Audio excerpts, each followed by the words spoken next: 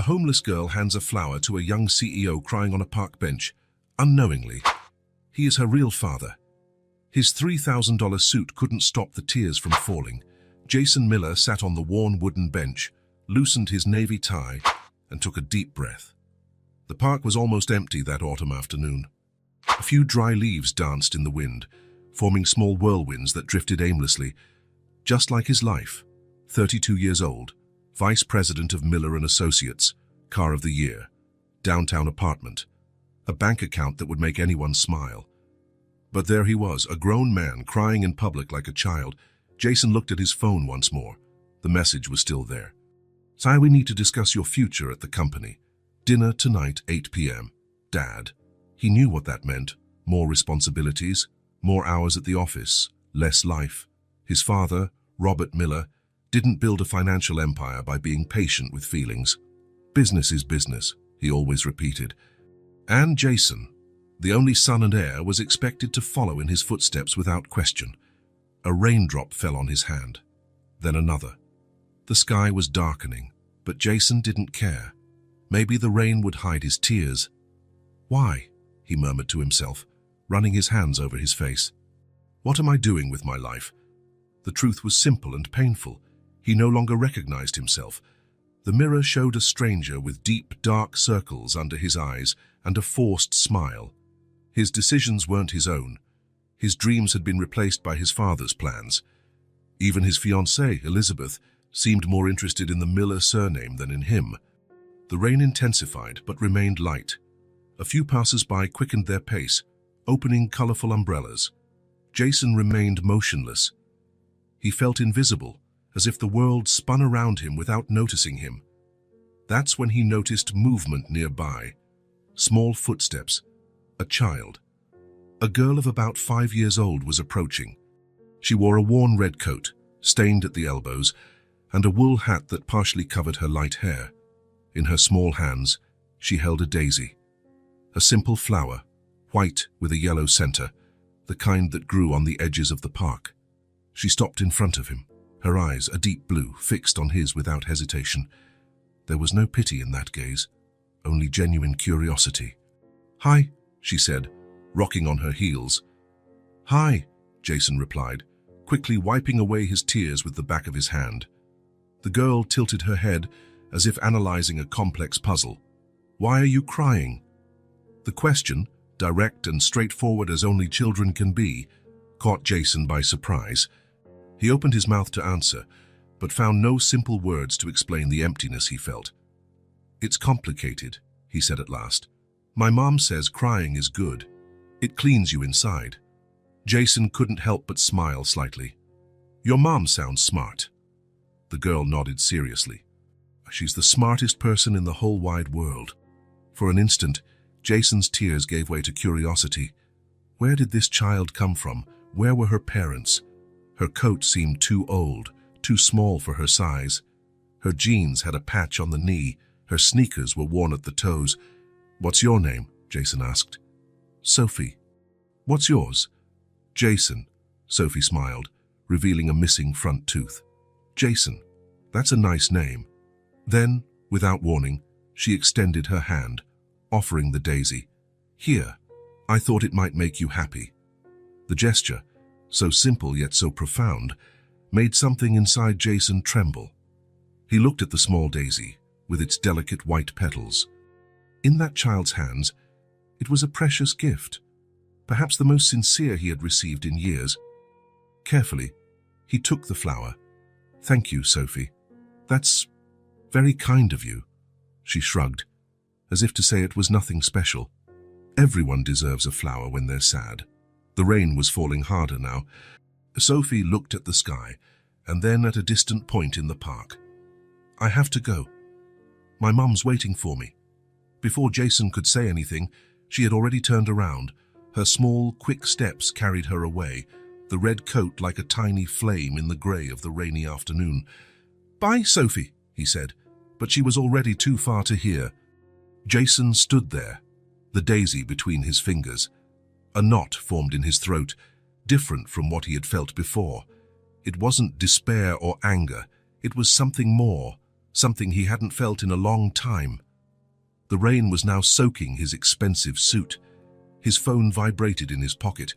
Probably his father, annoyed about some contract, or Elizabeth asking about dinner. It didn't matter. For the first time in years, something else occupied his thoughts. That girl, Sophie, the simplicity of her gesture, the purity of her intention, no ulterior motives, no expectation of anything in return. Just a child offering a flower to a sad stranger.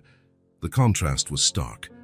He, surrounded by people who measured every word, every action, calculating advantages. And there was a child who, with nothing but a daisy picked in the park, offered solace. Jason carefully placed the daisy in the inside pocket of his jacket, protecting it from the rain. He stood up and looked in the direction Sophie had gone. He could no longer see her. Who was that girl? Where did she come from? Why was she alone in the park? Her coat seemed so old. And where was her mother? The questions multiplied in his mind as he walked slowly in the rain. His phone kept vibrating, but he didn't answer. Dinner with his father, Elizabeth's expectations, tomorrow's meetings. Everything seemed less urgent now. Jason reached his car, a gleaming black German sedan. He got in and sat still, looking through the windshield as the wipers worked in rhythm with the rain. He took the flower from his pocket, so fragile, yet somehow powerful. Something in that simple gesture had touched a forgotten part of him, a part buried by years of expectations, obligations, and appearances. Here. I thought it might make you happy. Simple words. So simple. Jason started the engine, but didn't drive home. He circled the park, slowing down as he looked for a red coat among the passers-by. Nothing. Sophie had vanished as suddenly as she appeared. With a sigh, Jason continued on his way. But something had changed. The feeling of emptiness was still there, but now it had company. A curiosity, a questioning. How could such a small child possess so much wisdom? How could such a simple gesture carry so much meaning? And more importantly, what did it say about his own life that a gratuitous act of kindness had left him so disoriented? Jason diverted his path and didn't go home. He needed to think, and for the first time in a long time, he wanted to think for himself, not following the script others had written for him. The image of Sophie wouldn't leave his mind. Those honest, direct blue eyes, that simple, beautiful daisy. On that rainy afternoon, something had changed. Jason didn't yet know what or how, but he felt that this encounter, so brief, so simple, was not by chance. And he decided he would return to that park the next day. Jason barely slept that night. The image of little Sophie in her worn red coat and the daisy in her hand wouldn't leave his mind. He cancelled dinner with his father, ignored Elizabeth's calls, and spent hours staring at the ceiling of his luxurious apartment, the flower carefully placed in a glass of water on his nightstand. The next morning, he sent an email to his secretary cancelling all meetings. Urgent personal matter, he wrote, not caring about the lie. He needed to go back to that park. He needed to see if he would find Sophie again. He chose simpler clothes, jeans, a t-shirt, a light jacket. He left his Rolex at home, took the less flashy car he owned, a grey Ford he rarely used, and drove to the park. The sky was clear, unlike the previous afternoon, and the autumn sun was warm without being hot. Jason parked and walked to the same bench. He sat down and waited, feeling an anxiety he hadn't experienced in years. What if she didn't come? What if yesterday's encounter had been unique, unrepeatable? An hour passed. People came and went. Elderly people with their dogs, mothers with strollers, executives with takeout coffee. No sign of Sophie. Just as he was about to give up, he saw a flash of red among the trees. There she was, in the same coat, the same wool hat. She walked slowly, looking at the ground as if searching for something important. Jason felt an inexplicable relief. He stood up but hesitated. He didn't want to scare her. "Sophie," he called Han when she was close enough. The girl looked up. For a moment, she seemed not to recognize him. Then a smile lit up her face, showing the gap where her tooth was missing. "Jason!" she exclaimed, running towards him. "You came back!" There was such genuine joy in her voice that Jason felt a squeeze in his chest. "I came back," he confirmed, smiling. I wanted to thank you for the flower. Sophie shook her head, still smiling. Did the flower make you happy? It did. Very happy. I knew it, she said, as if she had just proven a complex theory. When someone's sad, a flower always helps. Jason gestured to the bench. Can I sit with you for a bit? Sophie nodded, skipping to the bench. She sat down and swung her legs, which barely reached the ground. Jason sat beside her, maintaining a respectful distance. What are you doing here again?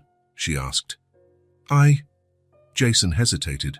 What was he doing there, really? I wanted to see if I'd find you. Why? Because I liked talking to you yesterday. Sophie seemed to consider the answer. You're not crying anymore today, she observed. No, I'm better today. It was the flower, she stated with conviction. Jason smiled. It must have been. Do you always come here in the afternoon? Sophie suddenly grew serious, as if she was evaluating whether she should trust him. Her blue eyes examined Jason's face with an intensity that seemed far beyond her 5 years. I come here when Mom goes out looking for work, she finally said. She doesn't like me to be alone. There. But she can't take me with her either. And where is there? Jason asked carefully. Sophie looked at her own hands, then at the ground. We used to live in a house, but they made us leave. Now we sleep under the bridge. The words, spoken so naturally, hit Jason like a punch. Under the bridge, a 5-year-old child living on the streets. He tried to keep his face neutral, but his stomach clenched. How could this reality exist just a few miles from his penthouse apartment? I see, he said, though he understood nothing. And have you been sleeping there for long? 3 moons, Sophie replied, as if counting in her own unit of time. At first I was scared of the car noises above. Now I'm used to it, and Mum says it's only for a little while. Jason nodded, not knowing what to say. The contrast between the situation she described and the calm with which she spoke was unsettling. So is your mum looking for work now? Yes. She goes to many places every day. She says she'll get one, but it's hard. A silence settled between them. Jason observed Sophie. Despite her worn clothes, she was clean. Her hair, even partially hidden by her hat, seemed combed. Her nails trimmed. Someone was taking care of her with what they had available. Sophie, Jason said, making a sudden decision. Have you had lunch today? The girl shook her head no. No, but I'm not very hungry. Her stomach rumbled at that exact moment, contradicting her words. Sophie covered her belly with her hands, as if trying to silence it, and gave an embarrassed giggle. I think my stomach disagrees, Jason said, smiling. How about we go get something to eat? Sophie's eyes widened, like a real restaurant. Yes, a real restaurant, or wherever you prefer. Sophie bit her lip, thoughtfully. There's a diner over there, she pointed to the other side of the park. Sometimes I watch people eating there. Then let's go there. As they walked, Sophie skipped beside Jason, holding his hand as if it were the most natural thing in the world. He noticed that her sneakers were not only worn, but had a hole near her big toe. How did a mother and daughter end up living under a bridge? What had happened to them? The diner was simple but clean. A few tables outside, a long counter with high stools, the smell of fresh coffee and newly baked bread. It wasn't the kind of place Jason frequented, but at that moment, it seemed perfect. They sat at a table near the window. Sophie climbed onto the chair and knelt to reach the proper height. Her eyes scanned the room with fascination. What would you like to eat? Jason asked. Sophie shrugged. I don't know. What do they have? Jason picked up the menu and placed it in front of her. Lots of things. Sandwiches, pies, milkshakes. Milkshake? Sophie's eyes lit up. I've never had one. Never. Jason couldn't hide his surprise. Then today's a good day to try one. What flavor would you like? Do they have strawberry? Of course. When the waitress approached, Jason ordered a strawberry milkshake, a sandwich and fries for Sophie. For himself, just a coffee. Aren't you going to eat? Sophie asked, curious. I'm not hungry, but I'll try some of your milkshake if you let me. Sophie nodded solemnly. I'll share. While they waited, Sophie told him more about her life. She had just turned 5, Before they went to the under the bridge, they lived in a small apartment. But her mother lost her job when the school where she worked closed. Without money for rent, they were evicted. They tried to stay in a shelter, but Sophie explained that there were too many people there and some people were mean. Mommy says it's better if we stay alone until she gets a new job, Sophie concluded. She says we'll have a house again soon. Jason listened, feeling a mixture of admiration and indignation. Admiration for the resilience of that child, who spoke about her precarious situation without self-pity. Indignation that, in such a wealthy society, a mother and daughter could end up living under a bridge. When the food arrived, Sophie's eyes almost popped out. The milkshake was large, with whipped cream on top and a cherry. The sandwich, generous. The fries, crispy and golden. She looked at Jason as if asking for permission. "Go ahead and eat," he said, smiling. Sophie picked up the straw and took her first sip of the milkshake. Her expression transformed into pure delight. "It's the best thing I've ever tasted," she exclaimed. "Try it, Jason." He accepted the straw she offered and pretended to take a sip. Truly delicious. Sophie ate enthusiastically, but Jason noticed that after eating half the sandwich and a few fries, she stopped and asked to wrap up the rest. "Are you full?" he asked. "A little. I want to take the rest to Mom." Jason felt his heart clench. Even amidst her own hunger, Sophie's first thought was to share with her mother. Of course. "Let's ask them to wrap it up." When the waitress returned, Jason asked not only for the leftovers to be wrapped, but also another sandwich and a salad to go. Sophie looked at him with silent gratitude. "Thank you," she said as they left the diner, carrying the bag with the food. "Mommy will be happy." "I hope so," Jason replied. Sophie, can I ask you something?" "What? How does your mom manage?" He hesitated, unsure how to phrase the question. "How do you get by without a home?" Sophie shrugged. "We shower in the train station bathroom. Mommy washes our clothes at night, when no one's looking. She always says being poor isn't an excuse to be dirty." They walked back to the park. The sun began to set, painting the sky with orange hues. "I have to go," Sophie said, clutching the bag to her chest. "Mommy will worry if I'm late." "I understand." Jason hesitated. "Sophie, I think I should take you home. I mean, to the bridge. It's getting late." Sophie shook her head. "No need. I know the way. And Mommy doesn't like strangers to know where we stay." "Of course, sorry." Jason respected her decision, but felt a pang in his chest, imagining that child walking alone through the city. "Can I come back tomorrow?" he asked. "I'll bring more food if you want." Sophie's face lit up. "You can. I'll wait for you here. It's a deal." Sophie walked away a few steps, then stopped and ran back. Without warning, she hugged Jason's legs. "Thank you for the milkshake." Before he could reply, she had already turned and was running down the path leading out of the park, the bag of food swinging in her small hand. Jason stood still, watching until the figure in the red coat disappeared into the distance.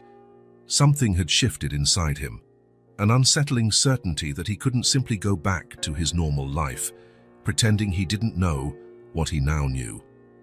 The next day, Jason cancelled his meetings again. He bought food, light blankets, some new children's books, and a colourful backpack. He arrived at the park earlier and waited, anxious. Sophie appeared punctually, as if they had made an appointment. Her face lit up when she saw him. "You really came," she exclaimed, running to him. "Of course I did. I promised, didn't I?" They sat on the same bench. Sophie recounted that her mother loved the sandwich, that it was the best dinner in a long time. Jason listened, handed over the gifts, and watched the joy in the girl's eyes when she saw the new books. "Are these for me?" she asked, incredulous. "They are. You said you liked stories." Sophie hugged the books to her chest. "Thank you, thank you, thank you." They spent the afternoon leafing through the books. Jason read some stories aloud, while Sophie listened with absolute attention. Again, they went to the diner.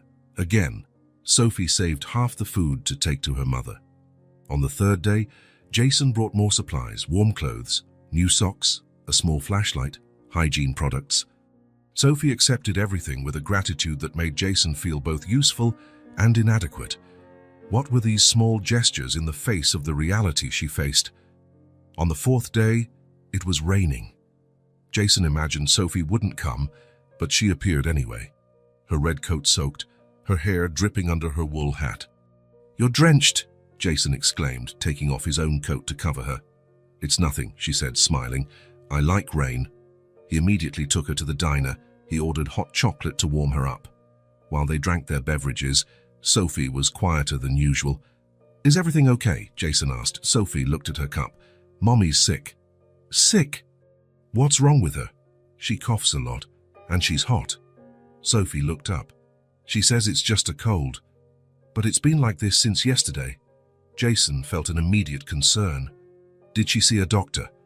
Sophie shook her head. "No. We don't have money for a doctor. She said she'll get better on her own." "Sophie, this is serious. Your mum needs care." "I know."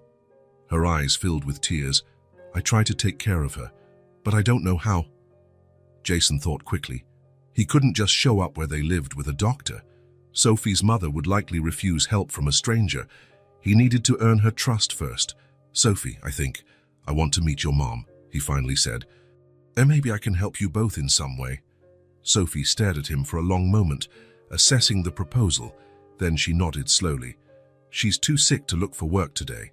She's down under the bridge." "Can we go there?" "She doesn't like strangers to know where we sleep. She says it's dangerous." "I understand." And he truly did. A woman alone with a child, living on the streets, needed to be cautious. Sophie bit her lip thoughtfully. Then, as if making a big decision, she said, "Mommy says she's not hungry and lets me eat the bread. But I know it's a lie. Yesterday she didn't even eat anything. She said she saved it all for me." Jason's heart ached. A mother starving herself to feed her daughter. Sophie continued, "She needs medicine and food and rest." Her blue eyes fixed on Jason with impressive intensity. "Can you help?" "I can. I want to help." "Then I'll take you there." Jason hesitated. "Are you sure? I don't want to cause you any trouble." "You're my friend," Sophie declared simply. "And Mommy needs friends too." She stood up and extended her small hand to Jason. He took it, feeling a strange emotion, a mix of gratitude and responsibility. "Shall we go now?" he asked. Sophie nodded. "Let's go." "It's a bit far, but I know the way." Before they left, Jason bought more food to go, including a hot soup, tea, and some basic flu medicine from the nearby pharmacy. Sophie waited patiently, holding his hand as if she feared he might change his mind. They started walking, leaving the park behind. Sophie held Jason's hand confidently, guiding him through less busy streets. They didn't talk much now. Jason felt the weight of the situation, the responsibility of entering Sophie and her mother's world. As they walked, he thought about what he would say, how he would introduce himself, what he could offer. He didn't want to seem condescending. He didn't want the help to seem like charity or, worse, to have ulterior motives. The rain had stopped, but the sky remained grey. The streets became less and less busy as they went. They passed old buildings, closed shops, broken sidewalks, a world just a few miles from the financial district where Jason worked, but which seemed to be on another planet. Sophie interrupted his thoughts. "Say it's just over there," she said, pointing to a bridge crossing a small river. "We stay underneath." Jason looked at the bridge in the distance. Cars passed overhead, oblivious to the fact that, meters below, people lived, slept, dreamed. People like Sophie and her mother. They descended a dirt path muddy from the recent rain. Sophie walked with the ease of someone who knew the terrain well, while Jason tried to keep his balance. They passed tall bushes, then a broken fence. "It's here," Sophie finally said. Under the bridge, protected from the rain but not the dampness, was a small makeshift camp. Cardboard boxes served as walls. Thin blankets were spread on the ground. A worn backpack, some plastic containers, carefully folded clothes.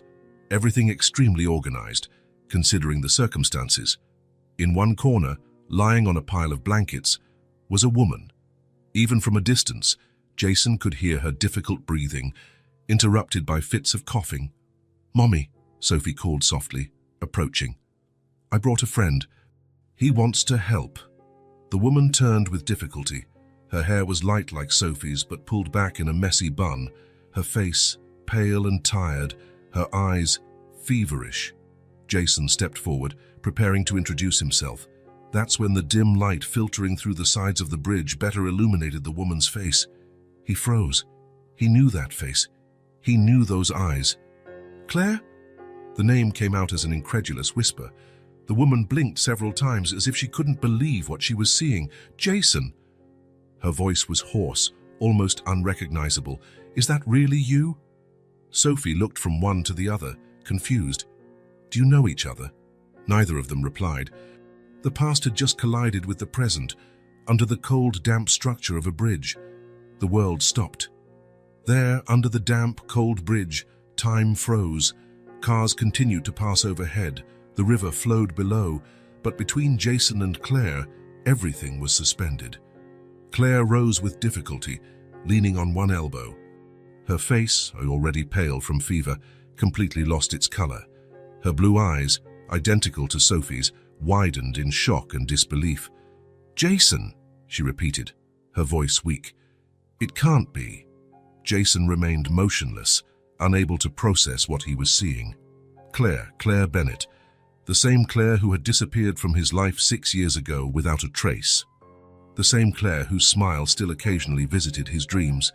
The same Claire who swore eternal love that summer night. So long ago. Now here, sick, sheltered under a bridge. The words died in his throat. Claire pulled the thin blanket closer to her body, in an instinctive gesture of protection. Her hands trembled, not just from the fever. "You shouldn't be here," she said, looking away. The shame was palpable in her voice. How did you—" Sophie looked from one to the other, confused. Her small hand still held Jason's, but her eyes were now fixed on her mother. "Mommy, this is Jason, my friend I told you about." "From the park." Claire closed her eyes for a moment, as if trying to organize her thoughts through the fog of fever. "Sophie, come here," she asked, extending her hand to her daughter. The girl hesitated, then let go of Jason's hand and ran to her mother. Claire hugged her protectively, looking at Jason over her daughter's head. There was fear in her eyes, and something more, something Jason couldn't name. "Do you know my mommy?" Sophie asked, turning to Jason. He swallowed hard, not knowing what to answer, what to tell a child about a past he himself barely understood. "Yes," he finally said. "I knew your mother, a long time ago." A coughing fit shook Claire's body. Sophie immediately turned to help her, reaching for a half-empty water bottle. "Here, Mommy, drink some." Claire accepted the water, drinking with difficulty. Jason noticed how thin her hands were, her fingers slender, her nails colorless. He noticed the deep dark circles under her eyes, her dull hair, the clothes that seemed too big for her fragile body. And yet, it was Claire. The same Claire who laughed with her head thrown back when something truly amused her. The same Claire who recited poetry under the stars on the rooftop of his college apartment building. The same Claire who swore eternal love that summer night, so long ago. "I brought medicine," Jason said, lifting the bag. His voice sounded strange, distant. "And food, soup. It's still warm." Claire didn't reply. She kept looking at him as if she were seeing a ghost. "Mommy needs medicine," Sophie interjected. "She's very hot." The instinct to help momentarily overcame the shock. Jason approached and knelt, placing the bags on the ground near Claire. He maintained a respectful distance, but close enough for her to reach the items. Painkillers, fever reducers, cough syrup. He named them as he took the items out of the bag. "And food." I thought, well, you'd need it. Claire remained silent, looking alternately at Jason and the medicine. Distrust battled against necessity on her face. "Thank you," she finally said, her voice almost inaudible. Jason nodded, still unable to organize his thoughts. How had Claire ended up in this situation? What had happened to her after she disappeared? And Sophie. The girl took the soup container and carefully opened it. Steam rose into the cold air under the bridge. "Look, Mommy, warm soup. It'll make you feel better." Claire looked at her daughter with a mixture of gratitude and sadness. "Thank you, dear." "Jason bought it," Sophie said, proudly. "He buys yummy things." Claire's gaze met Jason's again. There was a whirlwind of emotions there, impossible to fully decipher. Gratitude, shame, confusion, fear. "You've been kind to my daughter," Claire said, choosing her words carefully.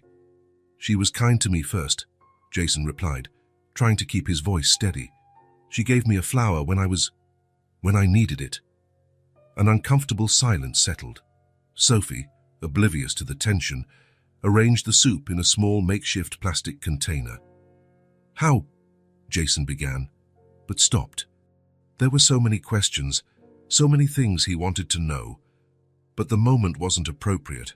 Claire was sick, vulnerable. This wasn't the setting for a confrontation about the past. "You don't have to say anything," Claire interrupted, as if reading his thoughts. "Not now." Jason nodded, understanding. The past would have to wait. "You need a doctor," he said instead, looking at Claire's feverish face. "I'm fine, it's just a cold." "It doesn't look like just a cold. You have a high fever, Claire, and that cough." "Mommy worked in the rain the day before yesterday," Sophie informed, still busy with the soup, handing out flyers. Jason felt a tightening in his chest. The image of Claire, the brilliant literature student he had known, handing out flyers in the rain was too painful to contemplate.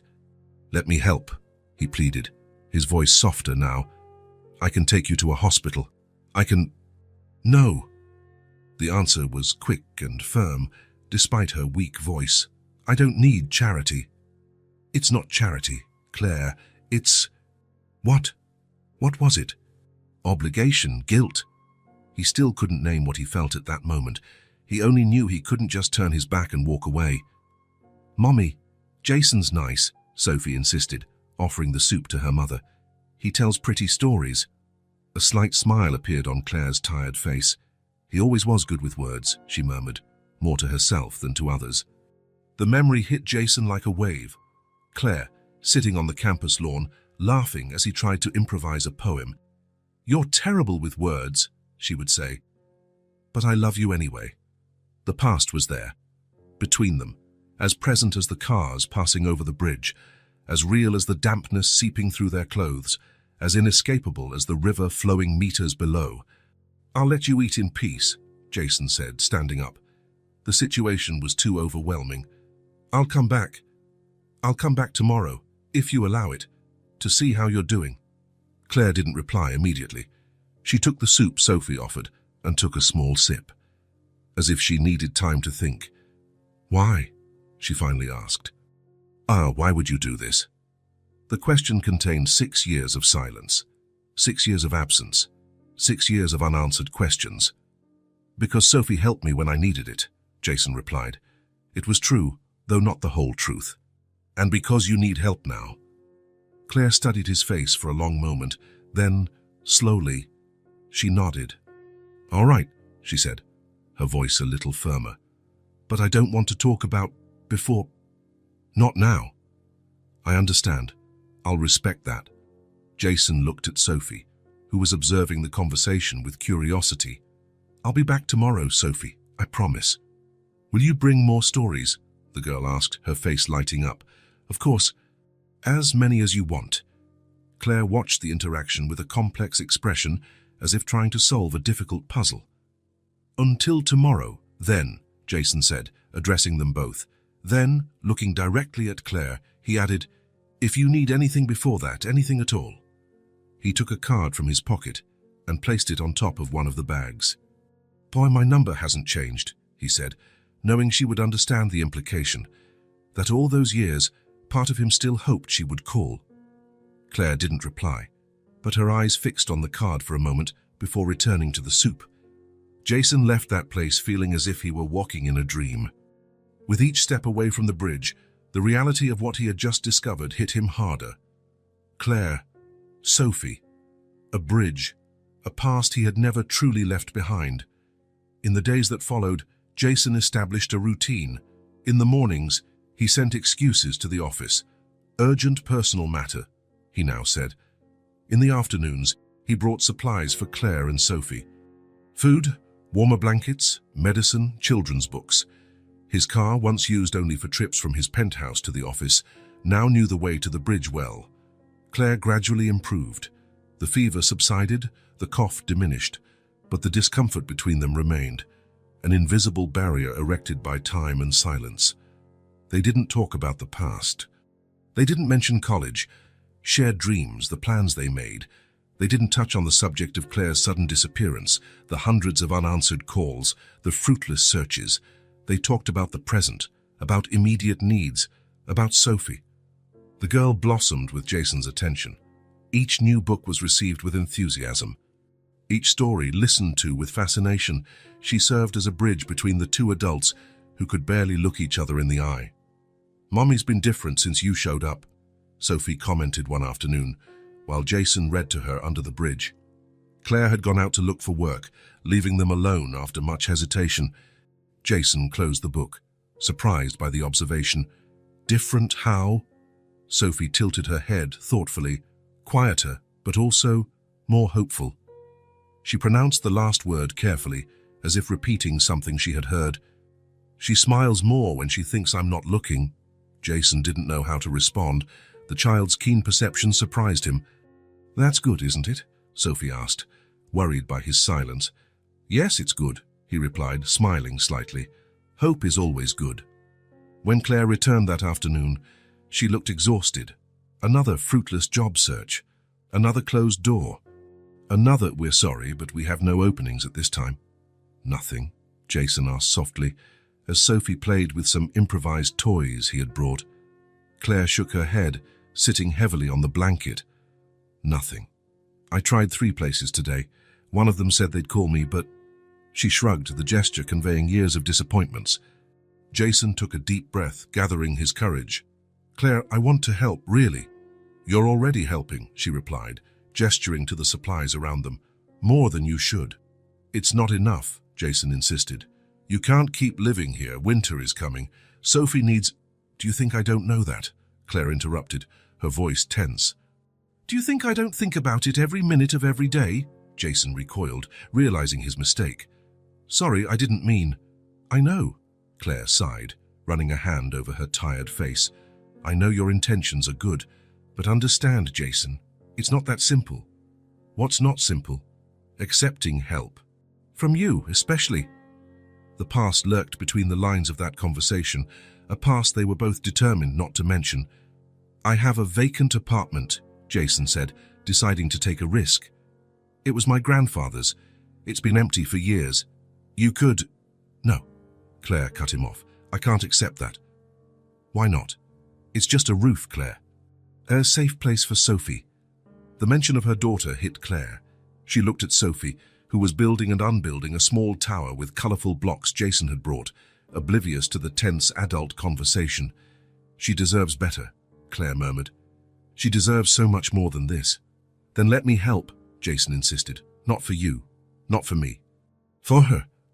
Claire looked long at Sophie, then at the small space they had made into a home in recent months. The blankets, the boxes, the few belongings meticulously organized. All so precarious, so temporary. "I need to think," she finally said. It was more than a no, it was an opening, however small. "Of course," Jason replied. "No rush?" They sat in silence watching Sophie play. The evening light filtered through the sides of the bridge, creating golden patterns on the concrete floor. "Jason," Claire said after a few minutes. Her voice was different now, softer. "Thank you for everything you've done for Sophie. You don't need to thank me." "Yes, I do." She looked up. "You had no obligation." "Perhaps not, but I wanted to." A small smile appeared on Claire's face, the first he had seen since their reunion. Fragile, hesitant, but a smile. "I'll think about your offer," she said, carefully. Jason nodded, feeling that something had changed, a small crack in the wall that separated them. "And that's all I ask." The past was still there, heavy and unresolved between them, but for the first time, Jason felt that perhaps there was a way forward, uncertain, difficult, but a way. And for now, that was enough. 3 weeks passed since the reunion under the bridge. Autumn was advancing. The nights were getting colder, and Jason's concern for Claire and Sophie's situation grew with each passing day. The small makeshift shelter under the concrete structure would not withstand the approaching winter. On a particularly cold afternoon, Jason arrived with more blankets and warm food. He found Claire trying to warm Sophie's hands, which were red from the cold. "This can't go on," he said, unable to hide his concern. "You need a proper place." Claire didn't reply immediately. In recent days, she had become more receptive to Jason's presence, though she still maintained an emotional distance. The past remained forbidden territory between them. "We've talked about this," she finally said, as Sophie ran to hug Jason. "Yes, we have, and my offer still stands." Jason knelt down to Sophie's height. "Hey, little one, I brought hot chocolate."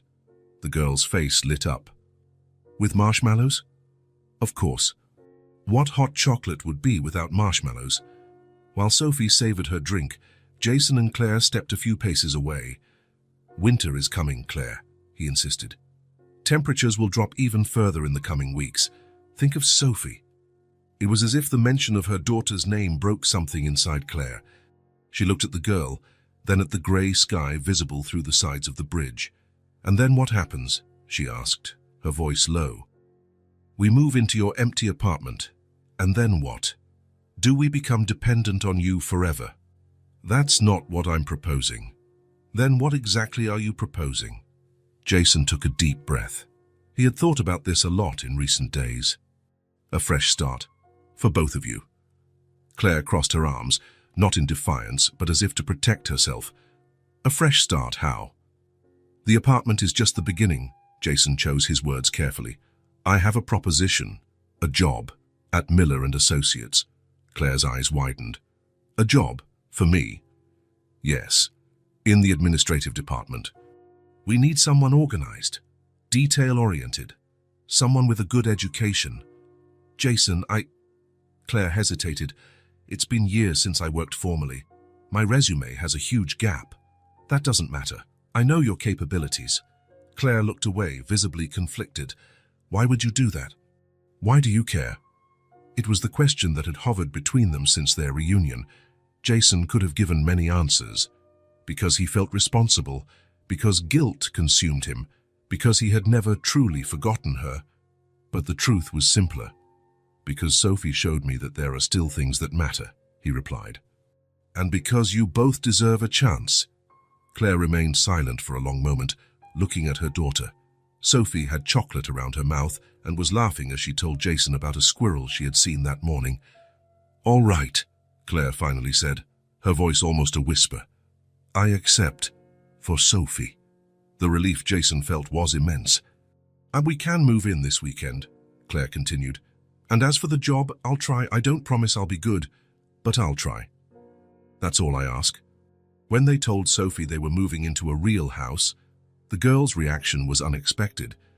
Instead of jumping for joy, she seemed worried. "But what about our things?" she asked, looking at the few belongings meticulously organized around their space under the bridge. "We'll take everything," Claire assured her, stroking her hair. "And can I take my books? The ones Jason gave me?" "Every single one of them." Sophie considered for a moment, then smiled. "Are we going to have a real shower?" Claire couldn't hold back her tears. "Yes, sweetie, a real shower." The weekend arrived quickly.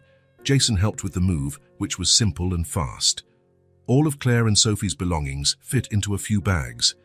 The apartment, located in a quiet neighborhood, wasn't luxurious, but it was clean, safe, and welcoming. 2 bedrooms, a small living room, a functional kitchen. Sophie ran from room to room, amazed by the space. When she discovered she would have a room all to herself, she was paralyzed with emotion. "A whole bed? Just for me?" Claire hugged her tightly. "Just for you, my love." That night, after Sophie had fallen asleep, exhausted from the day's excitement, Claire and Jason sat in the small living room.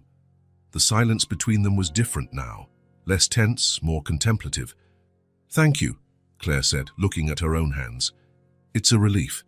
Not to be on the streets anymore." "You don't need to thank me." "Yes, I do." She looked up. "You changed our lives." Jason shook his head. Sophie changed mine first. The following weeks brought significant changes. Claire started working at Miller & Associates, initially part-time so she could be with Sophie after school. The adjustment wasn't easy. The corporate environment was intimidating after years of instability, but her intelligence and determination soon stood out. Sophie was enrolled in a nearby school. At first, she was apprehensive, but she soon made friends. Her new clothes, her colorful backpack, and the certainty of having a home to return to did wonders for her self-confidence. The effects of stability were visible. Sophie ate better, slept soundly, smiled more. Her cheeks gained color. Her eyes sparkled. Every small achievement, tying her shoelaces alone, learning a new letter, drawing a picture, was celebrated as a great victory. Jason visited them regularly. He always brought new books for Sophie, who devoured the stories with increasing enthusiasm. During these visits, something strange began to happen. The more he observed Sophie, the more Jason saw familiar characteristics in her gestures, in the way she furrowed her brow when concentrating, in the way she tilted her head when curious. "She has your stubbornness," Claire commented one evening, after Sophie insisted on finishing a difficult puzzle even after bedtime. Jason smiled, feeling an inexplicable warmth in his chest. "And your intelligence," he replied. It was more than a casual observation. Something profound was changing inside Jason. The priorities that once guided his life, status, money, his father's approval, seemed empty compared to the joy he felt watching Sophie grow and flourish. The man who had cried alone in a park weeks ago had transformed. It wasn't a visible or spectacular change. It was quiet, gradual, but undeniable, as if parts of him that had been dormant had awakened. The daisy Sophie had given him on that rainy day, now dry and carefully preserved between the pages of a book, had planted something more than a gesture of kindness. It had planted a purpose. Jason was focused on the reports on his desk when his office door opened without warning. Robert Miller stormed in, his impeccable suit contrasting with his disheveled expression. Behind him, Jason's secretary appeared distressed. "I'm so sorry, Mr. Miller. Your father insisted on coming in." Jason made a reassuring gesture to his secretary. "It's okay, Sandra. You can leave us." The door closed, and silence hung heavy for a few seconds before Robert exploded. "What the hell is wrong with you?" His deep voice echoed through the office walls. "Claire Bennett, working in my company." Jason remained calm, though his heart raced. He knew this moment would come. It was inevitable in a company where his father still controlled the strings. "Good morning to you too, Dad," he replied, gesturing to the chair opposite him. "Care to sit?" "I don't want to sit." Robert slammed his palm on the desk. "I want an explanation. Now." Jason took a deep breath.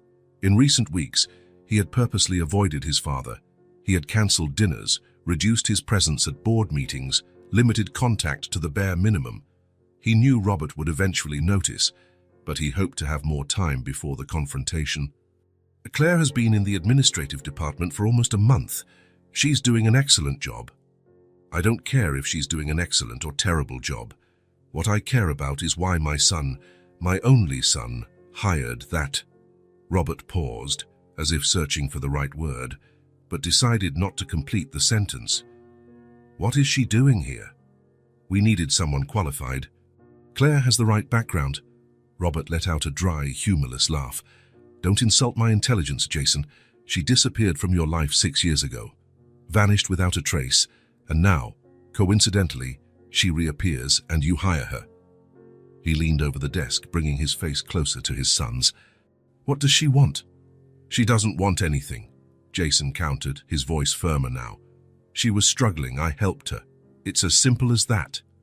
"Simple?" Robert scoffed. "Nothing is simple when it comes to that woman. Never was." There was something in the way his father spoke about Claire that deeply bothered Jason. A disdain that seemed too personal, too specific. "What do you have against her, anyway?" he asked, studying his father's reaction.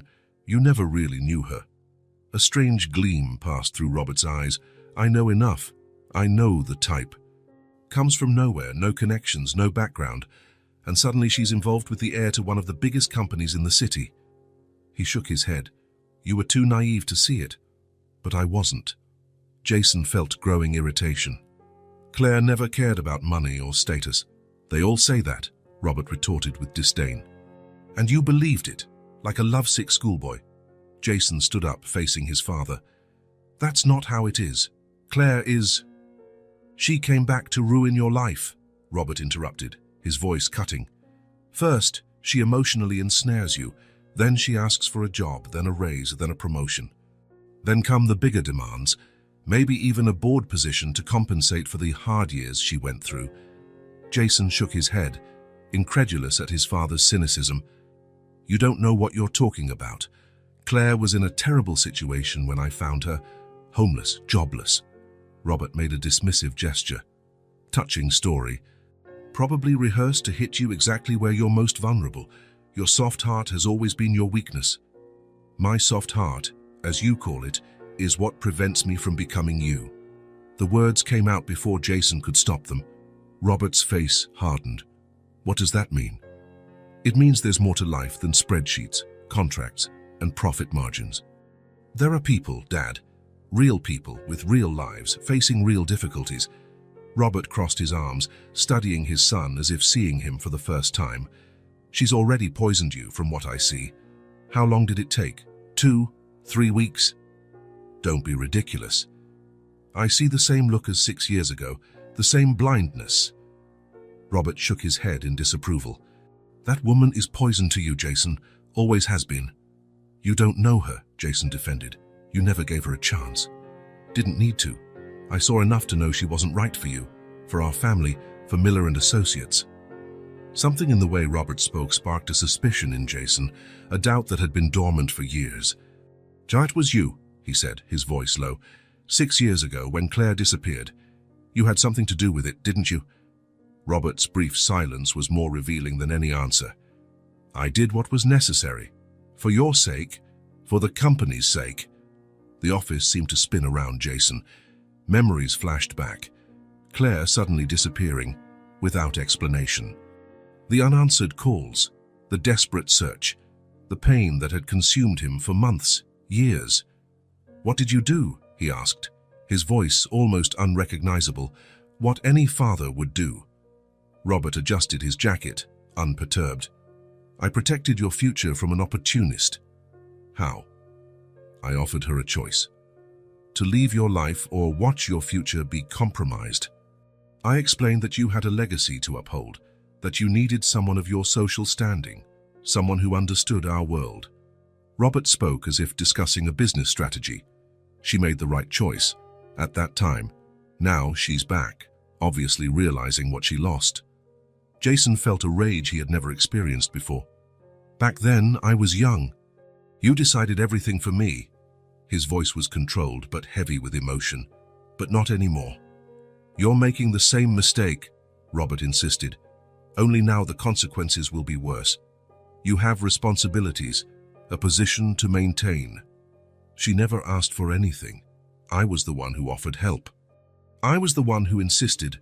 And that's exactly how it starts, Robert raised his voice.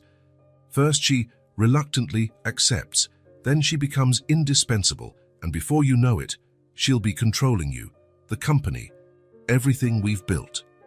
Get out of my office, Jason said, standing up. The resolve in his voice surprised even himself. Jason, get out.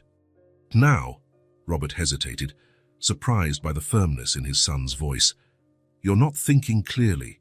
For the first time in years, I'm thinking with absolute clarity, Jason retorted. You will not interfere in my life again. You will not harm Claire. Are you threatening me? Robert seemed genuinely shocked. I'm setting boundaries. Finally. The two men stared at each other, the silence laden with decades of unspoken expectations, of control disguised as guidance, of love distorted by ambition. You'll regret this, Robert finally said, heading for the door. Say when she shows her true intentions, don't say I didn't warn you. If I find out you've done anything to harm her, Jason replied, each word weighing like a stone, you'll lose a son. Robert stopped with his hand on the doorknob. For a moment, it seemed he would say something more, but he just shook his head and left, closing the door with unnecessary force. Jason collapsed into his chair, exhausted. His world had just been turned upside down. The suspicions he'd had, the doubts about the past, all now seemed to point in a terrifying direction. His own father had orchestrated Claire's disappearance. The confirmation came like a punch to the gut. For 6 years, he had carried the pain of abandonment, questioning what he had done wrong, why he wasn't enough. And all that time, his father manipulated the behind-the-scenes of his life like a corporate chess game. Jason looked out his office window at the city stretching out below. Somewhere, Claire and Sophie were rebuilding their lives, finally with some stability and security. He wouldn't allow his father to destroy that again. It was time to break the pattern, to stop being the obedient son who followed the path laid out by Robert Miller, to become the man he wanted to be, not what he was expected to be. Jason picked up the phone.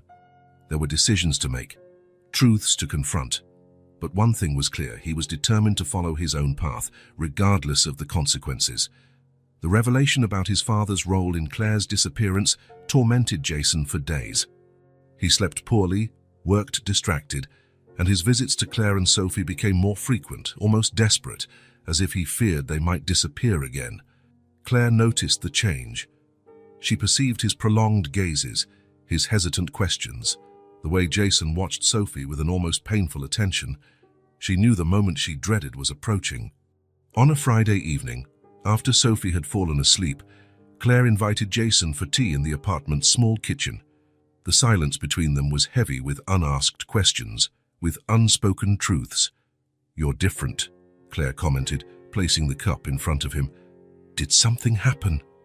Jason stared at the warm liquid, gathering his courage. "I spoke to my father," he finally said, "about you." Claire paled. Her hand trembled slightly as she placed her own cup on the table. "What did he say?" "Enough." Jason looked up to meet her eyes.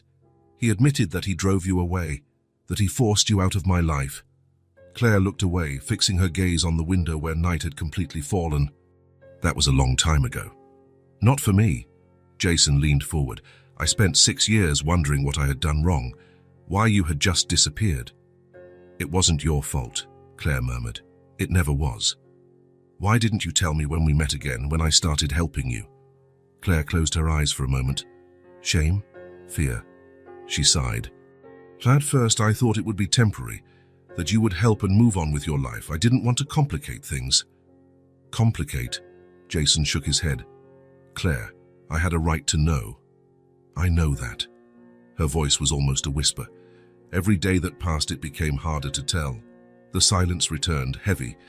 Jason looked at the hallway leading to the room where Sophie was sleeping. The question that had consumed him for weeks formed on his lips. "Claire, I need to ask you something. About Sophie." Claire's body tensed. Her hands gripped the cup as if seeking support. "Jason, please." "How old is she exactly?" 5, almost 6. "And when was she born?" Claire took a deep breath, as if preparing to dive into deep waters. "March 15th, almost 6 years ago." Jason quickly did the mental math. 6 years ago, Claire had disappeared at the end of summer. If Sophie was born in March, you were pregnant when you disappeared. It wasn't a question. Claire didn't reply. Silent tears began to form in her eyes. "Why didn't you tell me?" Jason's voice was gentle but filled with pain. "Why did you hide this from me?" "Your father," Claire began, but stopped. She took a deep breath and tried again. "It wasn't that simple." "Then explain it to me." Jason leaned closer, his eyes pleading. "Hi, please, I need to understand." Claire looked at her own hands, then at the hallway as if checking if Sophie was still asleep. "I found out I was pregnant a few weeks after we broke up. Or rather, after your father convinced me to break up." "What exactly did he do?" Claire swallowed hard. "He called me to his office. Said I was too poor for you. That I was hindering your career, your future." Her voice trembled. "He said I was a burden, that you deserved someone of your caliber." Jason felt his stomach churn at his father's cruelty. "I never thought that. Never." "I know that now." Claire smiled sadly. "But back then, I was 22, Jason. I came from a poor family, studied on a scholarship. Your father was intimidating, powerful, and part of me believed him. You could have told me. We would have faced it together. He said he would ruin my life if I tried, that he would use his influence to make sure I never finished college, never got a decent job. Claire wiped away a tear. And he said that you agreed with him. That you were looking for a way to break up with me because you had met someone more suitable. Jason felt as if he had been punched. And you believed it. I didn't want to believe it. I tried to call you that day, but you didn't answer. You were in an important meeting, according to your father. Claire swallowed hard. Then he showed me a picture of you with Elizabeth Wellington at her company's launch cocktail. You looked close. Jason remembered the event. Elizabeth was the daughter of one of Miller and Associates' biggest investors. His father had insisted he accompany her. It had been just a business favor, but the photo, in the right context, could suggest something else. It was manipulation, Jason said. Pure manipulation. I realized too late. Claire bit her lip. When I found out I was pregnant, I panicked. I tried to find you, but your father intercepted. He said you didn't want to be a father, that it would ruin your plans. Jason closed his eyes, feeling nauseous. He had no right. I was young and scared. Claire's voice faltered. He offered me money to disappear, to not have the baby. Jason opened his eyes, horrified. My God. I refused the money. A shadow of pride passed over Claire's face, but I agreed to disappear. For everyone's good, I thought, so as not to complicate your life. To protect my baby from disdain. Jason reached out across the table, touching Claire's fingers lightly. Sophie, he murmured. Sophie is... Claire nodded, tears now flowing freely. She's your daughter, Jason. Although he had suspected it, although the evidence was there in Sophie's eyes, in the shape of her face, hearing the words spoken aloud was as if the world stopped spinning. Jason felt the air leave his lungs. My daughter, he repeated, his voice broken. I have a daughter. I'm so sorry. Claire gripped his hand tightly. I'm so sorry I didn't fight harder, for not trusting you, for letting him separate us. Jason barely heard her. His mind was filled with images of Sophie offering him the flower in the park, Sophie laughing as he read stories, Sophie sleeping peacefully in the next room, unaware that her biological father was sitting in the kitchen, discovering her existence. 5 years, Jason murmured. I missed 5 years of her life. She adores you, Claire said softly, from the very first day, as if something inside her knew. Jason could no longer contain his emotions. He covered his face with his hands, his shoulders shaking with silent sobs. Claire stood up and walked around the table, hugging him without saying a word. They stayed like that for a long time, Jason feeling the weight of all he had lost, of all his father had stolen from him. Sophie's first smile, her first steps, her first words, years of love and moments that would never return. When he finally calmed down, Jason wiped his face and looked at Claire. I need to know her. Really? As a father, I know. Are we going to tell her? Claire hesitated. I think so. When you're ready. When we both are. Jason nodded. Then a new wave of emotion hit him. Why did you come back? Why now? Claire sighed. It wasn't planned. I had a stable job, a small apartment, but the school where I worked suddenly closed. I tried to find another job, but without success. She shook her head. Our savings ran out. The landlord evicted us. We had nowhere to go. And you ended up under the bridge, Jason completed. His voice choked. Yes, the rest you know. Claire smiled faintly. Sophie finding you in the park, the flower. As if destiny was correcting a mistake, Jason murmured. For a moment, they were silent, absorbing the magnitude of what had been revealed. Then Jason stood up, walking to the window. He looked out at the city, at the lights that dotted the night. I'm going to make this right, he said, more to himself than to Claire. I'm going to be the father she deserves. I know you will. Jason turned, his face marked by tears but his eyes determined. My father won't interfere again. I won't allow it. Jason, he's powerful and resentful. "I don't care." The determination in his voice was palpable.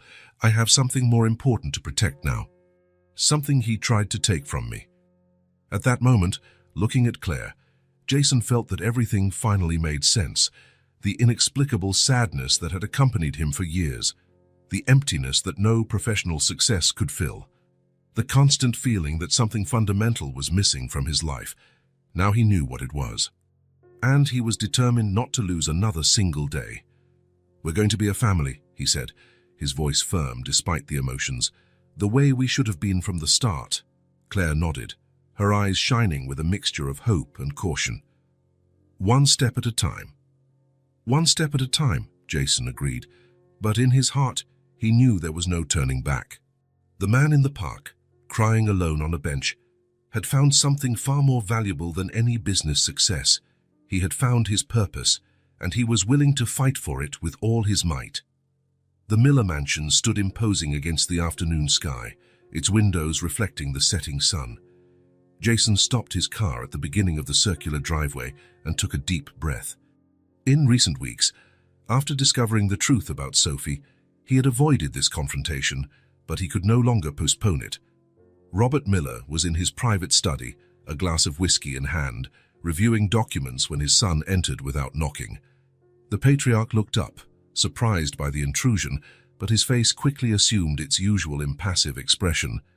"I finally remembered you have a father," he commented, placing the glass on the table. "I thought you had disappeared like your friend used to do." Jason ignored the provocation. He remained standing, refusing the silent invitation to sit. "I know everything," he said simply. Robert raised an eyebrow. "For everything is a very broad word, son. I know about Sophie." The brief flicker of surprise in Robert's eyes was the only indication that the statement affected him. Quickly, he regained his composure. "Ah, so she finally played the card she was holding. Predictable." "Claire didn't play anything." Jason kept his voice controlled, though he felt anger rising. "How she told me because I deserved to know, because Sophie is my daughter." Robert let out an exaggerated sigh, as if dealing with a stubborn child. "And you believed it without question, without a DNA test. Are you really that naive?" I looked into her eyes. "Dad." Into Sophie's eyes. "I don't need tests to recognize my own daughter." Robert stood up, walking around the desk to stand face to face with his son. Jason, that woman knows exactly how to manipulate you. Always has. Why do you think she reappeared just now? Why do you think she brought this girl back into your life? She didn't bring anyone. It was a coincidence. Fate correcting your mistake." "Fate," Robert laughed, a dry, humorless sound. "I didn't build an empire believing in fate. I built it with calculation, strategy, and by making tough decisions when necessary." "Decisions that weren't yours to make," Jason retorted, his fists clenched. "Driving Claire away, hiding my daughter from me. What right did you have?" Robert straightened his shoulders, his posture emanating the authority of someone who had never been questioned.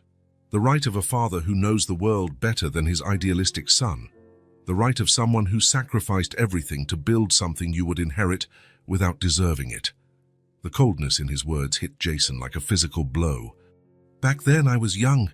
You decided everything for me." Jason's voice trembled slightly, then firmed. "But not anymore. You're throwing away everything I built, everything I planned for you." "No, I'm choosing my own path. I'm choosing my daughter." Robert returned to his desk, taking a sip of whiskey before replying. "And what do you intend to do? Form a happy little family with your college girlfriend and a child you don't even know is truly yours. Abandon everything we've built." "I'm not abandoning the company. I'll continue working, being responsible, but on my terms." "Your terms?" Robert let out a short laugh. "Do you really think it's that simple? It's not about simplicity. It's about choices." "My choices?" Robert studied his son for a long moment, as if truly seeing him for the first time. "And what if I told you there would be consequences? That if you insist on this madness, I'll have to reconsider your position in the company, your inheritance." Jason didn't hesitate. "Then reconsider. I've discovered there are more important things than the Miller name or a bank account." Robert's expression hardened. "You're talking like a fool, not like my son, not like my heir. Perhaps I was never the heir you wanted. Perhaps it's time we both accepted that." Jason turned to leave, but stopped when his father spoke again. "If you walk out that door now with those ideas in your head, there'll be no turning back, Jason. Think carefully about what you're doing." The ultimatum hung in the air between them. Jason stared at the man he had always feared and respected, who had shaped every aspect of his life since birth. For the first time, he didn't see the powerful Robert Miller, but just an old man clinging to control, unable to comprehend what truly mattered. "Goodbye, Dad." Jason's footsteps echoed on the marble floor as he left the study, the mansion, and the future that had been planned for him without his consent. As he got into his car, he felt a lightness he hadn't experienced in years. The sun had already set, but the sky still held an orange glow on the horizon. New day, new beginning. He drove towards the small apartment where Claire and Sophie were waiting for him, where his real life was just beginning, a life he had chosen for himself. Jason arrived at the apartment with a racing heart. He had spoken with Claire the night before, and together they had decided it was time. Sophie deserved to know the truth. The path wouldn't be easy. Explaining to a 5-year-old why her father had been absent for her entire life would require care and sensitivity. But after confronting Robert Miller, Jason felt capable of anything. Claire opened the door before he even knocked. Her face showed the same mix of anxiety and hope he felt. "She's drawing," Claire said in a low voice, leading him inside. "I told her we had something important to tell her." "How did she react?" "Curious. She asked 1,000 questions, but I managed to deflect." In the small living room, Sophie sat on the floor, surrounded by colorful pencils and sheets of paper. When she saw Jason, her face lit up. "Jason, look what I drew." She held up a paper where 3 stick figures appeared hand in hand, a tall one, a medium one, and a small one. Above, a yellow sun and several colorful flowers. "It's beautiful, Sophie," Jason said, sitting on the floor beside her. His voice faltered slightly as he realized what the drawing represented. "Who are these people?" "That's Mommy," Sophie explained, pointing to the medium figure. "That's me." "And that's you." Jason exchanged a look with Claire, who sat down on the other side of their daughter. "Sophie, sweetie," Claire began, stroking the girl's hair. "Remember I said we had something important to tell you?" Sophie nodded, putting the drawing aside and looking at her mother attentively. "Is it a secret?" "Not exactly a secret. More like a truth that has waited a long time to be told." Jason felt his throat tighten. He wanted to find the perfect words. But did they exist? How to explain to a child that her father had been absent not by choice, but by manipulation and lies? "Sophie," he finally said, his voice soft. "Have you ever wondered about your dad?" The girl looked at the floor, then at Claire, as if asking for permission to answer. "Sometimes," she admitted. "Mommy said he had to go away before I was born." "And that's true," Claire interjected. "But it's not the whole truth." Sophie tilted her head, confused. "Your dad never knew about you," Claire continued, holding her daughter's hand. "He didn't know you existed until recently." "Why?" "Because complicated things happened between us, grown-up things that made us separate before I could tell him about you." Sophie processed the information slowly, her brow furrowed in concentration. "Does he know now?" she finally asked. "John, is he going to come visit us?" Claire looked at Jason, signaling it was time. "Sophie," he said, his voice choked. "I've already met your dad. In fact, I am your dad." The silence that followed seemed to last an eternity. Sophie looked at Jason, then at Claire, who nodded in confirmation. The girl stood motionless, her blue eyes, so much like Jason's, wide with surprise. "You?" she finally murmured. "You're my real dad?" "Yes," Jason replied, feeling tears form. "I'm your dad, and I'm so sorry for not having been with you from the beginning." Sophie continued to stare at him, as if trying to fit this new information into her small world. "You didn't know about me." "I didn't know. If I had known, I would have been with you every day, every minute." Why didn't you tell him, Mommy? Sophie asked, turning to Claire. Claire took a deep breath, her eyes moist. Because I made a mistake, sweetie. I believed things that weren't true. I thought it would be better that way, but I was wrong. Sophie looked back at Jason, studying his face with surprising intensity for someone so young. Then, without warning, she moved closer to him and touched his face with her small hands, as if to confirm he was real. Your eyes are like mine, she said. Mommy always said that. Yes, Claire confirmed. You have your father's eyes. Sophie continued examining Jason's face, tracing his eyebrows, his nose, his chin.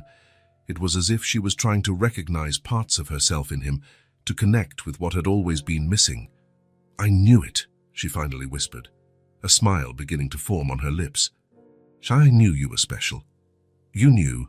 Jason asked, trying to control his emotion. Sophie nodded seriously. Since that day in the park, when you were crying, I felt it here. She pointed to her own chest. Like I already knew you. Jason could no longer hold back the tears. They fell freely as Sophie, in a gesture that would change his life forever, threw her small arms around his neck. I knew you were special. Daddy? The word, so simple yet so powerful, washed over Jason like a wave. Daddy. He was a father. He was Sophie's father. The father of the most extraordinary girl he had ever met. He hugged her carefully, as if he feared she might fall apart in his arms. Over his daughter's shoulder, he saw Claire crying silently, her hands covering her mouth to muffle her sobs. Can I call you Daddy every day now? Sophie asked when she finally pulled away. Every day, Jason promised. Forever. Sophie smiled, revealing the gap where her tooth was missing. And are you going to live with us? Jason looked at Claire, whose face now showed a mixture of emotions he couldn't fully decipher. That's something your mom and I need to talk about, he replied carefully. Why? Sophie asked, childlike simplicity confronting adult complexities. Families live together. Jason gathered all the courage he had. The journey that began in that rainy park, with a flower and a kind gesture, had now reached a decisive moment. Claire, he said, extending his hand to her, shall we try to be a family? Claire hesitated only for an instant before taking his hand. Yes, she replied, her voice almost a whisper. Let's try. Sophie clapped her hands, beaming. We're going to be a real family. That night, after Sophie had fallen asleep, exhausted from all the day's excitement, Jason and Claire sat on the apartment's small balcony. The stars sparkled in the dark sky, silent witnesses to a new beginning. Are you sure? Claire asked. About us? I've never been so sure of anything, Jason replied. I lost 6 years. I don't want to lose another day. It won't be easy. Your father, I've dealt with him. Jason held Claire's hand. I chose you. I chose our family. In the weeks that followed, life completely transformed. Jason found a house in a quiet neighborhood, not far from Sophie's school. It wasn't luxurious like the mansion where he grew up, but it was cozy, with 3 bedrooms, a spacious living room, and, most importantly, a yard with space for a garden. Moving day arrived sunny, like a good omen. Sophie ran from room to room, amazed by the space that was now her home. My room is big, she exclaimed, and it has a window that looks out at the garden. Jason and Claire watched, smiling, as she explored every corner of the house. I have a surprise for you, Jason said, taking Sophie's hand. In the backyard. He led her to the back of the house, where, under the shade of a large tree, stood a small wooden playhouse, painted in bright colors, with real windows and a tiny door Sophie could easily open. It's yours, he said, your very own space. Sophie's eyes widened in awe. My house. Your house inside our house, Jason explained. Sophie ran to the playhouse, opened the door and peered inside. There were colorful cushions, small shelves for her books, even a tiny table where she could draw. It's perfect, she shouted, jumping with joy. Then, suddenly, she stopped and looked at the adults. You can come in too whenever you want. It's our family house. Jason felt his heart swell with a love he never imagined possible. "Thank you, Sophie." In the following weeks, the garden began to come to life. Jason and Sophie planted flowers, mostly daisies, in homage to that first offer of friendship in the park. Claire cultivated aromatic herbs in small pots. Little by little, the space transformed just like them. On a Sunday afternoon, while Jason was assembling a small picnic table near Sophie's playhouse, he observed his new family. Sophie was picking flowers for an arrangement she wanted to make. Claire, sitting on a bench under the tree, watched her daughter with a serene smile. Jason approached and sat beside her. "Are you happy?" he asked. Claire watched Sophie run through the garden, stopping here and there to pick another flower, her laughter echoing through the yard. Then she looked at the house behind them, at the curtains she had sewn herself, at the photographs that were already beginning to fill the walls, new memories being created every day. "Now we have a home." "And peace," she replied, her eyes shining with tears of joy. "It's more than happiness, it's completeness." Sophie ran to them, her arms full of colorful flowers. "Come play with me," she invited, pulling both their hands. "In my playhouse." Jason and Claire let their daughter lead them, bending down to enter the small wooden structure. They sat on the tiny benches while Sophie served imaginary tea in plastic cups, chattering about fairies living among the garden flowers. It was a simple, everyday scene, but for Jason, it was a miracle. The small family that almost didn't exist now flourished like the daisies in the garden. The journey hadn't been easy. There was pain in the past, challenges in the present, uncertainties in the future. But at that moment, under the roof of the playhouse, with laughter echoing and love circulating as freely as the air they breathed, everything was perfect. The family finally blossomed. Winter approached with silent steps. The trees in the garden had already lost almost all their leaves, and the cold morning air formed small clouds of vapor when they breathed. It had been 6 months since Jason, Claire, and Sophie had moved into the house. 6 months of a new life built with care and love, day after day. Jason was covering some plants to protect them from the cold when he heard the doorbell. Claire was making hot chocolate in the kitchen, and Sophie was playing in her wooden playhouse, wrapped in a colorful coat Claire had bought with her first salary from Miller & Associates. Upon opening the door, Jason froze. Robert Miller stood on the doorstep. But it wasn't the same Robert he knew, the imposing businessman, the authoritarian patriarch. This man seemed to have aged 10 years in 6 months. He was thinner, with deep dark circles under his eyes, his posture stooped. Even his impeccable suit couldn't hide the signs of fragility. "Dad, what are you doing here?" Robert hesitated, a rare occurrence for a man accustomed to dominating every situation. "May I come in?" "I didn't come to argue." Jason hesitated, instinctively protective of his new home, but something in his father's gaze, a vulnerability never before seen, made him step aside and open the way.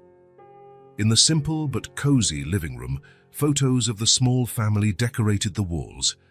Sophie's drawings, carefully framed, rested on the fireplace. A real home built with affection, not ostentation. "How did you find us?" Jason asked, after they both sat down. "I still have my resources." A ghost of a smile passed over Robert's tired face. "But I'm not here to interfere." "Then why are you here?" Robert looked at his own hands, and which trembled slightly, a nervous gesture so atypical of him that Jason felt a pang of concern. "I'm sick, Jason. Cancer. Advanced. The doctors say I have 6 months, maybe less." Jason felt as if the ground had opened beneath him. Despite everything, despite the mistakes, the manipulations, the lies, it was his father. "Why didn't you tell me before?" "Pride. Stubbornness." Robert shrugged. "Pick your flaw." Claire appeared at the living room door. Upon seeing Robert, she froze. Their last encounter had been 6 years ago, in a luxurious office, when he had driven her out of his son's life. "Mr. Miller," she said, her voice controlled. "Claire." Robert nodded in acknowledgement. "You look well." "I am." She placed the tray on the table, hesitantly. An uncomfortable silence hung between them until Robert spoke again. I would like to meet her. Sophie. The word surprised everyone. If you'll allow it. Claire looked at Jason, a silent question in her eyes. Why? Jason asked. Well, after everything you did, why now? Robert took a deep breath as if gathering strength. I hid everything from you. Not just Claire, but my fears, my insecurities. I thought I was protecting you, but I was protecting myself. He looked at the photos on the wall. I'm sick. I don't want to spend my last days alone. Can I meet my granddaughter? The request hung in the air like an autumn leaf, fragile, inevitable. Jason felt the weight of years of hurt, of pain, of lost opportunities, but he also felt something more, the possibility of healing, not just for his father, but for all of them. It's your decision too, he said to Claire. Claire studied the man who had caused her so much harm. Then she looked at Jason, at the man he had become despite everything. Sophie deserves to meet her grandfather, even if for a short time. Jason hesitated, then nodded and went out into the garden. Sophie smiled when she saw him approach. Daddy, look what I found. She showed him a small rock with colorful specks. And it's beautiful, he said, bending down. Sophie, there's someone in the house who wants to meet you. Who? It's my father. Your grandpa. Sophie's eyes widened. I have a grandpa. Yes, he's been away for a while, but now he wants to meet you. Sophie pondered this for a moment, with the seriousness that sometimes appeared on her young face. Is he nice? Jason hesitated. How to explain Robert Miller to a 5-year-old? He's trying to be better. Sophie nodded, accepting the answer with the simple wisdom of children. Can I take him a present? Of course, if you want. Sophie looked around the winter garden. Most of the flowers had already withered, but in a corner protected by the house walls, some daisies resisted the cold. She ran over and picked one, holding it carefully. Ready? We can go. Hand in hand, they entered the house. In the living room, Robert waited tensely. Claire watched attentively, like a silent guardian. Upon seeing Sophie, Robert straightened up. Jason noticed the exact moment his father recognized the family traits in the girl's face. Sophie, Jason said, gently. This is your grandfather, Robert. The girl studied the older man with the frankness of children. Then, without hesitation, she approached him and extended the daisy. I brought this for you. It's from our garden. Robert, the man who had commanded empires, accepted the flower with trembling hands. His eyes filled with held-back tears. Thank you. It's very beautiful. Flowers make people happy, Sophie declared with conviction. When I first met Daddy and he was sad, I gave him a flower and it worked. Robert looked at his son, surprised. That's how we met, Jason explained. Sophie found me crying in a park. She offered me a daisy. And now you're a family, Robert concluded, looking at the flower in his hand. Thanks to a flower. You can be part of the family too, Sophie offered, with the simplicity of innocence, if you want. The silence that followed was delicate. Jason watched his father, now reduced to a more human version. He saw Claire, whose eyes reflected caution, but also compassion, and he saw Sophie, offering forgiveness without knowing what she was forgiving. I would very much like that, Robert finally replied. A family was forming there, quiet, simple, and whole. Not perfect, not without scars, but alive and real. And at the center of it all, a flower, the same gesture of kindness that months earlier had begun to heal the wounds of a lonely man in a park. The flower that stayed. If this story touched your heart, subscribe to the channel and turn on notifications so you don't miss the next ones. Leave a like because it helps this story get recommended to more people. See you in the next story.